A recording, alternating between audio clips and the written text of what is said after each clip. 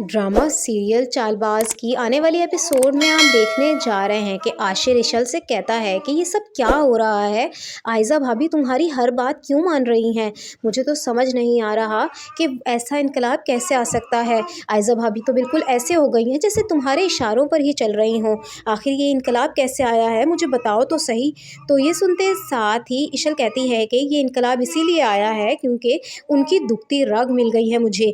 उन्हें अब मेरी हर बात माननी ही होगी और उन्हें मेरे कामों में टांग अड़ाने से भी अब गुरेज करना ही पड़ेगा, क्योंकि मेरे पास वो तस्वीर हैं जो शयान से मुलाकात की हैं। अगर मैंने वो असद भाई को दिखा दी तो उनका घर ख़राब हो जाएगा, इसीलिए वो मेरी हर बात मानने लगी हैं। तो ये सुनते साथ ही आशिर कहता है कि मगर ये सब कुछ तो गलत है, तुम्हें ये सब कुछ नहीं करना चाहिए। ये तो बिल्कुल ऐसे ही है जैसे तुम उन्हें ब्लैकमेल कर रही हो कि अगर उन्होंने तुम्हारी कोई बात ना मानी तो तुम शयान के साथ उनकी मुलाकात की तस्वीर असद भाई को दिखा दोगी।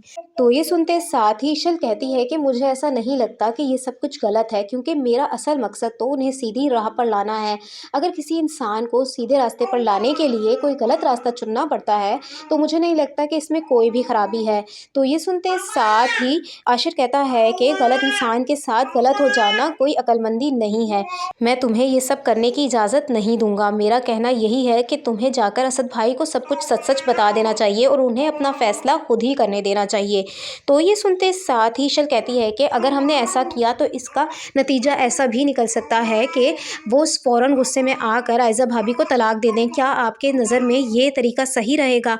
मुझे लगता है कि हमें आयज़ा भाभी के साथ लड़ने के लिए उन्हीं के तरीक़ों पर चलना पड़ेगा। अगर हम उन्हीं के तरीक़ों से उन्हें हरा सकते हैं तो हमें वही करना चाहिए। तो ये सुनते साथ ही आशिर कहता है कि ठीक है, फिर अगर तुम्हें यही सब कुछ सही लग रहा है तो एक बार करके देख लो, शायद इससे आयज़ा भाभी ठीक हो जाएं।